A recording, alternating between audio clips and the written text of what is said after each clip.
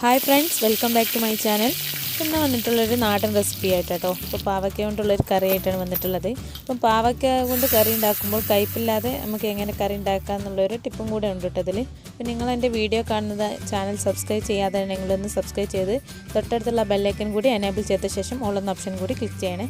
എങ്കിൽ മാത്രമേ ഞാൻ ഇടുന്ന പുതിയ പുതിയ വീഡിയോസ് നിങ്ങൾക്ക് ലഭിക്കുകയുള്ളൂ. അപ്പോൾ നമുക്ക് വീഡിയോയിലോട്ട് പോവാം. അപ്പോൾ ഞാനിവിടെ 2 കയ്പൊക്കെ എടുത്തിട്ടുണ്ട്. അപ്പോൾ നന്നാക്കി ഉള്ളത്തെ സീഡ്സൊക്കെ ഒന്ന് ഒഴിവാക്കിയിട്ട് നന്നാക്കി ക്ലീനാക്കി വെച്ചിട്ടുണ്ട് കേട്ടോ. അപ്പോൾ ഇനി നമ്മൾ ആദ്യം തന്നെ ചെയ്തെടുക്കേണ്ടത്, അപ്പോൾ ഞാനിവിടെ മൺചട്ടിയിലാണ് ഉണ്ടാക്കിയെടുക്കുന്നത്. അപ്പം പാവയ്ക്ക അങ്ങനത്തെ ഒക്കെ കറി വെക്കുമ്പോൾ ഏത് കറിക്കും മൺചട്ടി തന്നെയാണ് ഏറ്റവും നല്ലത്. പക്ഷേ അങ്ങനത്തെ മുളകിട്ട കറിയൊക്കെ ഉണ്ടാക്കുമ്പോൾ നമ്മൾ അങ്ങനത്തെ മൺചട്ടിയിൽ ഉണ്ടാക്കുമ്പോൾ പ്രത്യേക ടേസ്റ്റ് കേട്ടോ. അപ്പോൾ ഞാനിവിടെ ഒരു നാരങ്ങൻ്റെ അത്ര വലിപ്പമുള്ള ഒരു പുളി വെള്ളത്തിലിട്ടിട്ട് അതിൻ്റെ ചാറ് പിഴിഞ്ഞെടുത്ത് ഇതിലേക്ക് ഒഴിച്ചിട്ടുണ്ട് കേട്ടോ. അപ്പോൾ പുളി നന്നായിട്ട് പിഴിഞ്ഞിട്ട് നമ്മൾ ചട്ടിയിലേക്ക് ഒഴിച്ച് കൊടുക്കുക. അതുപോലെ തന്നെ പാവയ്ക്ക് വേവാൻ ആവശ്യമായിട്ടുള്ള വെള്ളം കൂടി അതിൻ്റെ കൂടെ തന്നെ ഇതിലേക്ക് ഒഴിച്ച് കൊടുക്കുക കേട്ടോ. ഇനി നമുക്ക് ഇത് ഗ്യാസിൽ വെച്ചിട്ടൊന്ന് തിളപ്പിച്ചെടുക്കണം. അപ്പോൾ ആ സമയം കൊണ്ട് നമുക്കിതിലേക്ക് ആവശ്യമായിട്ടുള്ള പാവയ്ക്ക കട്ട് ചെയ്തെടുക്കാം. ഈ ഒരു സൈസിലായിട്ട് ഞാനിവിടെ പാവയ്ക്ക കട്ട് ചെയ്തെടുക്കുന്നത്.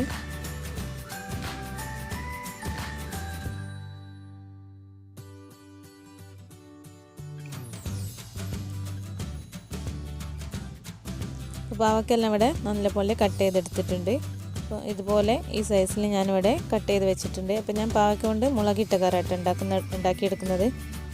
അപ്പോൾ നമുക്ക് ഇതിൽ ചെറിയൊരു ടിപ്പും കൂടി ഞാൻ അതിൻ്റെ കൂടെ പറഞ്ഞു തരുന്നുണ്ട്. അപ്പം വീഡിയോ എല്ലാവരും മുഴുവനായിട്ടൊന്ന് കാണാം കേട്ടോ.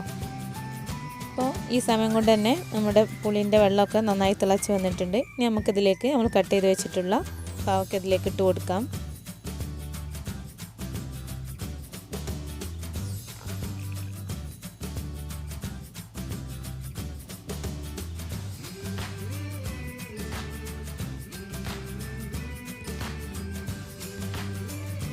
പാവയ്ക്ക ഇട്ടതിന് ശേഷം നമുക്കിതിലേക്ക് ആവശ്യത്തിലുള്ള ഉപ്പും കൂടി ചേർത്തിട്ട് ഇനി ഇത് നന്നായിട്ടൊന്ന് ഈ പുളിവെള്ളത്തിൽ കിടന്നിട്ടൊന്ന് തിളപ്പിച്ചെടുക്കണം കേട്ടോ.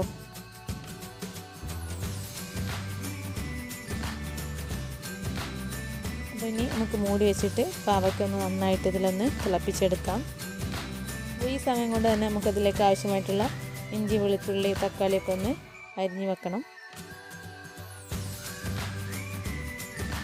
ഞാനൊരു കഷ്ണം ഇഞ്ചിയും അതുപോലെ തന്നെ കുറച്ച് വെളുത്തുള്ളിയും കൂടെ എടുത്തിട്ടുണ്ട്. അതുപോലെ 2 തക്കാളി, 2 പച്ചമുളക് എടുത്തിട്ടുണ്ട്.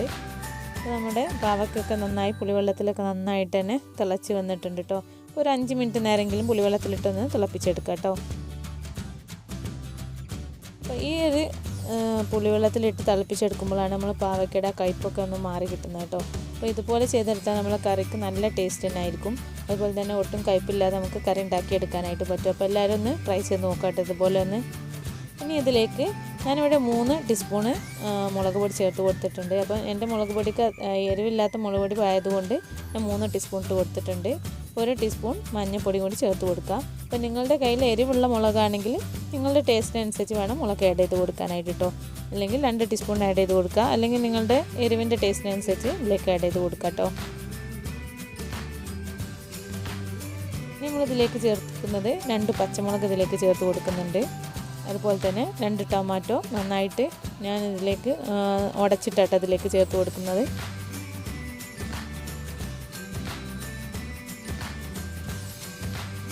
ഇനി ഇതിലേക്ക് കുറച്ച് കറിവേപ്പില ഇട്ട് കൊടുക്കാം.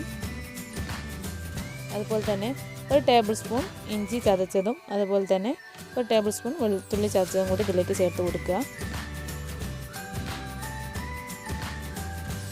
ഇനി നമുക്കിതുപോലെ തന്നെ ഒന്ന് മൂടി വെച്ചിട്ട് നന്നായിട്ട് പാവയ്ക്കയും തക്കാളിയും ഇഞ്ചിയും വെളുത്തുള്ളിയൊക്കെ നന്നായിട്ട് തന്നെ ഒന്ന് വേവിച്ചെടുക്കാം കേട്ടോ.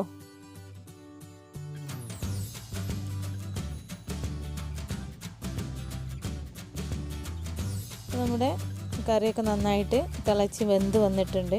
അപ്പം നിങ്ങൾക്ക് എത്രയാണ് ഗ്രേവി ഇതിൻ്റെ ചാറ് ആവശ്യമുള്ളത് വെച്ചാൽ അതിനനുസരിച്ച് വേണം നമ്മൾ കറി വറ്റിച്ചെടുക്കാനായിട്ട് കേട്ടോ. അപ്പോൾ എനിക്ക് കുറച്ചും കൂടി ഒന്ന് വറ്റിച്ചെടുക്കണം. അപ്പോൾ അതിന് വേണ്ടിയിട്ട് ഞാൻ ഒന്നും കൂടി മൂടി വെച്ചിട്ടൊന്ന് കറിയൊക്കെ ഒന്ന് വറ്റിച്ചെടുക്കുന്നുണ്ട് കേട്ടോ. അങ്ങനെ ആ ഗ്രേവി കുറച്ചും കൂടി ഒന്ന് തിക്കാക്കി എടുക്കുന്നുണ്ട്. അപ്പോൾ നമ്മൾ ഇങ്ങനത്തെ പാവയ്ക്കൊക്കെ കറി വെക്കുമ്പോൾ ഉച്ചക്ക് കഴിക്കാനുള്ളതാണെങ്കിൽ തലേന്ന് രാത്രി തന്നെ വെച്ചിട്ട് ഇതുപോലെ മൺചട്ടിയിൽ മൂടി വെക്കുകയാണെങ്കിൽ പിറ്റേക്ക് നല്ല ടേസ്റ്റ് ആയിരിക്കും കേട്ടോ. പിറ്റേന്ന് കഴിക്കുമ്പോൾ നല്ല ടേസ്റ്റ് ആയിരിക്കും കഴിക്കാനായിട്ട്. അപ്പോൾ അതുപോലെയൊക്കെ ഒന്ന് ചെയ്ത് നോക്കണേ. ഫ്രിഡ്ജിലൊന്നും വെക്കാതെ തന്നെ നമ്മൾ ഈ ചട്ടിയിൽ തന്നെ മൂടി വെച്ചാൽ മതി. ഈ സമയത്ത് കറിയൊക്കെ ആയതിനു ശേഷം നമുക്കതിലേക്ക് ടേസ്റ്റിനനുസരിച്ചുള്ള ഉപ്പുണ്ടോ എന്ന് നോക്കിയിട്ട് വേണമെങ്കിൽ ഉപ്പ് ചേർത്ത് കൊടുക്കാം. അപ്പോൾ നമ്മുടെ കറി ഇവിടെ റെഡിയായി വന്നിട്ടുണ്ട്. ഇനി ഇതിലേക്കൊന്ന് വറവിട്ടെടുക്കണം.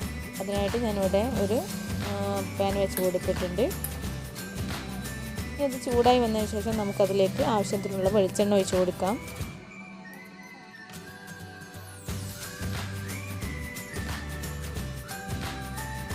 വെളിച്ചെണ്ണ ചൂടായി വരുമ്പോൾ ഞാനതിലേക്ക് 2 ടീസ്പൂൺ കടുക് ഇട്ട് കൊടുക്കുന്നുണ്ട്.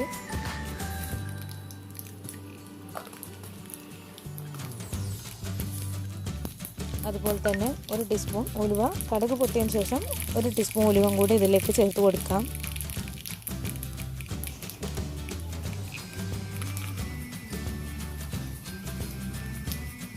നമുക്കിതിലേക്ക് കുറച്ച് കറിവേപ്പിലയും കൂടി ഇട്ട് കൊടുത്തിട്ട് ഇത് കറിയിലേക്ക് ഒഴിച്ച് കൊടുക്കാം കേട്ടോ. നമ്മുടെ ടേസ്റ്റി ആയിട്ടുള്ള കയ്പ കൊണ്ടുള്ളൊരു മുളകിട്ട കറി ഇവിടെ റെഡിയായി കിട്ടിയിട്ടുണ്ട്. അപ്പോൾ എല്ലാവരും ഒന്ന് ട്രൈ ചെയ്ത് നോക്കുക. നിങ്ങൾക്ക് എല്ലാവർക്കും ഇഷ്ടപ്പെടും എന്തായാലും. അപ്പോൾ എല്ലാവരും ഒന്ന് ട്രൈ ചെയ്തിട്ട് നിങ്ങളുടെ അഭിപ്രായങ്ങളൊക്കെ ഒന്ന് അറിയിക്കുക. നിങ്ങൾക്ക് ഈ വീഡിയോ കണ്ടിട്ട് വീഡിയോ ഇഷ്ടപ്പെട്ടാൽ ലൈക്ക് ചെയ്യാനും ഷെയർ ചെയ്യാനും അതുപോലെ കമൻറ്റ്സ് അറിയിക്കാനും മറക്കരുത്. ചാനൽ സബ്സ്ക്രൈബ് ചെയ്യാത്തവരുണ്ടെങ്കിൽ സബ്സ്ക്രൈബ് ചെയ്ത് തൊട്ടടുത്തുള്ള ബെല്ലൈക്കൺ കൂടി എനേബിൾ ചെയ്ത ശേഷം ഓൾ എന്ന ഓപ്ഷൻ കൂടി ക്ലിക്ക് ചെയ്യുക. പുതിയൊരു വീഡിയോ ആയിട്ട് വരുന്നത് വരേക്കും ബായ്. Thank you.